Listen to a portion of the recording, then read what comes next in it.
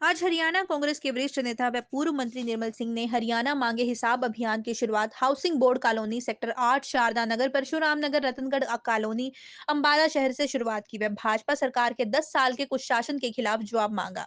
इस दौरान अंबाला शहर के लोगों ने सड़क सीवर सफाई से जुड़ी अनेक समस्याएं भी बताई। इसके अलावा लोगों का कहना था कि वे पोर्टल और तमाम तरह की आईडी से परेशान हो चुके हैं और सरकारी विभागों के चक्कर काटकर थक चुके हैं। इस पर निर्मल सिंह ने उन्हें आश्वस्त किया कि कांग्रेस सरकार आने पर इन जन विरोधी पोर्टलों से मुक्ति दिलाई जाएगी।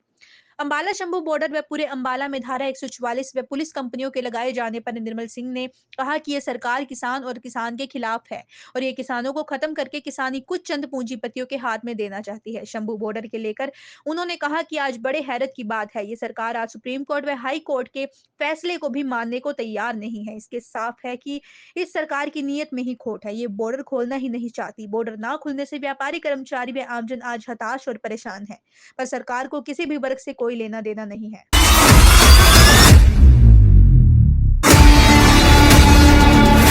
चौधरी निर्मल सिंह जिंदाबाद। चौधरी निर्मल सिंह जिंदाबाद। कांग्रेस पार्टी जिंदाबाद। कांग्रेस पार्टी जिंदाबाद। चौधरी निर्मल सिंह जिंदाबाद। चौधरी निर्मल सिंह जिंदाबाद। कांग्रेस पार्टी जिंदाबाद। कांग्रेस पार्टी जिंदाबाद। चौधरी निर्मल सिंह जिंदाबाद। चौधरी निर्मल सिंह आगे बढ़ो। निर्मल सिंह आगे बढ़ो। निर्मल सिंह आगे बढ़ो। हम तुम्हारे साथ हैं। निर्मल सिंह आगे बढ़ो। हम तुम्हारे साथ हैं। निर्मल सिंह आगे बढ़ो। हम तुम्हारे साथ हैं। चौधरी निर्मल सिंह जिंदाबाद। चौधरी निर्मल सिंह जिंदाबाद। चौधरी निर्मल सिंह जिंदाबाद। चौधरी निर्मल सिंह जिंदाबाद। मैं सभी साथियों का यहाँ स्वागत करता हूँ और धन्यवाद करता हूँ। मैं खुशकिस्मत हूँ, इतने हौसले वाले, इतने योग्य साथी भगवान ने मुझे दिए हैं। राजनीति में हमेशा ही मेरा घर भरा रहा है। पीछे विधानसभा को चुनाव को देखते हुए हमारी लीडरशिप ने जो है एक प्रोग्राम दिया है जो हमने घर घर पहुंचाना है। और वो क्या है कि पिछले 10 साल में इन्होंने क्या किया। प्रोग्राम का नाम है हरियाणा मांगे हिसाब। और भूपेंद्र सिंह हुड्डा जब छोड़ के गए थे तो स्टेट का क्या हाल था और आज कहाँ है। साथ में ही कि हम क्या करेंगे वो पर्चा में हमने बांटना है। यही बातें जो हम इस पर्चे में लिखेंगे यही हमारे मैनिफेस्टो में भी आएगी। हमने हर घर को अप्रोच करना है और उस घर में अगर किसी का गुलाबी कार्ड था और कट गया वो लिखना है। किसी की पेंशन कट गई हो, ना लगी हो, लिखनी है ताकि उसको दोबारा से इस पर गौर की जा सके।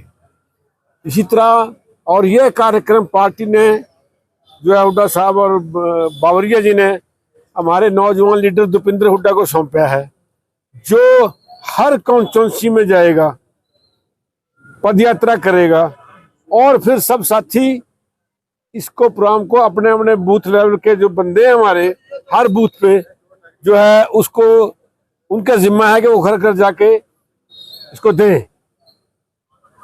और फिर इस प्रक्रिया के बाद जो है हमें पता चल जाएगा कि कौन सा एरिया है जो हम नहीं कर सके। और इसी तरह हमारा ये प्रोग्राम भी रिव्यू हो जाएगा कि हमारी जो बूथ कमेटियां बनाए रखी है हमने उनमें कहीं को कमी तो नहीं। कम से कम 7, 8, 10, 15, 20 सदस्य उसमें होने चाहिए। अगर कहीं नहीं बनी तो वो नोटिस में आ जाएगी, फिर वो प्रोग्राम चलाएंगे। और अल्टीमेटली हम क्या करेंगे कि इसको हम 3 हफ्ते में पूरा करेंगे। जैसे आज आपने गए, टोलियां बनी, हर बूथ पे एक टोली चली जाएगी, घर घर पहुंच जाएगी और कल फिर दूसरा वोट ले लेंगे। इस तरह देहात में मैं कल शुरुआत करूंगा। जैसे वहां मंडल के हिसाब से हमने किया है, कल एक मंडल में जो है मैला, सोनटा, सोंटी वगैरह ये सारे गांव आ जाएंगे, दूसरे में ननेवड़ा आ जाएगा। इसी तरह परसों का प्रोग्राम भी रच देंगे। तो हर अपनी टोली हर गांव में करके हम 2 हफ्ते में जो है इसको पूरा करने की कोशिश करेंगे। फिर देखेंगे कहाँ रह गए, उसमें स्पीडअप करके उसको फिर पूरा करेंगे। फिर हम जो है एक अपने बूथ लेवल की कमेटियों की एक कॉन्फ्रेंस करेंगे। हर एक हॉल में यहाँ इकट्ठे होंगे अगले प्रोग्रामों को तय करने के लिए और ये जांचने के लिए कि हमारे पास कहीं ऐसा तो नहीं है कि कोई बूथ पर हमारे पे बंदे ना हो, हम वहाँ कमेटी ना बना सके या कम हो। वो सब बातों पर देख के जहाँ कमी रहेगी, भगवान की दया से मुश्किल से ही कोई बूथ मिलेगा जहाँ हमने कमेटी नहीं बनाई, लेकिन हमारे पास समय होगा। और फिर अगस्त के या सितंबर के फर्स्ट वीक में हम एक बहुत बड़ी रैली करेंगे। यही 3-4 कार्यक्रम हैं। एक अब हो जाएगा डोर टू डोर जाने का, एक आपकी कॉन्फ्रेंस होगी, फिर आपका जो है वो बड़ी मीटिंग है, फिर आप चुनाव में अपने अपने लेवल पे काम सब करोगे। तो इसमें ये सब मुद्दे हैं, जैसे देश में सर्वाधिक बेरोजगारी हरने में क्यों, जैसे देश में सर्वाधिक महंगाई हरने में क्यों, देश में सर्वाधिक अपराध दर हरियाणा में क्यों, ये इनके आंकड़े हैं जो क्राइम रिपोर्ट ने दिए ना ब्यूरो ने, ये अपराध वाले इनके हैं। शाह जी के जो कल बोल रहा था अग्निवीर और कौशल निगम के तहत पक्की नौकरियां खत्म क्यों, वो बता रहे थे कि 5,000 लड़के हर साल फौज में जहाँ थे, अग्निवीर में 230 गए हैं। जन विरोधी पोर्टल, ये पोर्टल लोगों को खामखा परेशानियों में जो है पैदा कर दिया, उलझ गए लोग इस कागजों की लड़ाई में, इसको रफा दफा करना। हरियाणा में हजारों करोड़ के घोटाले क्यों। और भाई भाजपा का ये किसानों के लिए बहुत बुरा वक्त था, जिसमें उन्होंने सबसे बड़े आंदोलन भी करे, हाँ जी, और सहायता भी दी। दलित वर्ग पिछड़े अपेक्षा उनके संवैधानिक अधिकारों का हनन क्यों, यहाँ तक कि कॉन्स्टिट्यूशन को भी खत्म करने की सोची इन्होंने। खेलों में जो नंबर 1 थे आज कहाँ है, और खिलाड़ियों का हाल क्या है। हरियाणा में स्वास्थ्य सेवाएं को दिवालिया पीटा क्यों, डॉक्टर नहीं है। हरियाणा में शिक्षा में जाओ तो टीचर नहीं है। 192 बच्चों पर प्राइमरी स्कूल में एक टीचर, वो उनको इकट्ठे भी नहीं रख सकता। अभी 4थे-5वें की बात है, तो डीओ ने पता नहीं कहाँ से अब एक टीचर और भेजा, क्या करेगा। और भाई बाहरी कॉलोनी वासियों और श्रमिक बेहाल क्यों। अर्थव्यवस्था में हम नंबर 1 थे, प्रतिवर्ष दर जो आए थे ना वो हरियाणा में नंबर 1, गोवा के बाद हम आते थे, आज हम सबसे नीचे हैं। और जो 14 में और 19 में इनकी घोषणाएं थी, जो इन्होंने लोगों से प्रॉमिस किया था, वो कहाँ है आज। ये सब बातें लेके और फिर जो हम करेंगे, जो कहेंगे और वो करेंगे, ये पर्चा है सबको पकड़ाना। यही जो है हमारे मैनिफेस्टो में भी आएगा। तो मैं आज इस वार्ड का अगर 6 बूथ 6 टोलियां बना लो, 5 बूथ 5 टोलियां बना लो, उनको वो मेरे साथ ही जाएंगे घर घर, और कल से गांव में भी बढ़ जाएंगे। कल शाम को फिर एक प्रोग्राम और है, हर ऐसी तय करके हम लगातार 2 हफ्ते में इसको निबेड़ने की कोशिश करेंगे। आप सबका बहुत बहुत धन्यवाद। चौधरी निर्मल सिंह स्वागत करता हूँ और धन्यवाद करता हूँ। मैं खुशकिस्मत हूँ, इतने हौसले वाले इतने योग्य साथी भगवान ने मुझे ये है राजनीति में हमेशा ही मेरा घर भरा रहा। पीछे विधानसभा को चुनाव को देखते हुए हमारी लीडरशिप ने जो है एक प्रोग्राम किया है जो हमने घर घर पहुँचाना है। और वो क्या है कि पिछले 10 साल में इन्होंने क्या किया। प्रोग्राम का नाम है हरियाणा मांगे हिसाब। और भूपेंद्र सिंह हुड्डा जब छोड़ के गए थे तो स्टेट का क्या हाल था और आज कहाँ है। साथ में ही कि हम क्या करेंगे वो पर्चा हमने बांटना है। यही बातें जो हम इस पर्चे में लिखेंगे यही हमारे मैनिफेस्टो में भी आएगी। हमने हर घर को अप्रोच करना है और उस घर में अगर किसी का गुलाबी कार्ड था और कट गया वो लिखना है, किसी की पेंशन कट गई हो ना लगी हो लिखनी है, ताकि उसको दोबारा से उस पर गौर की जा सके।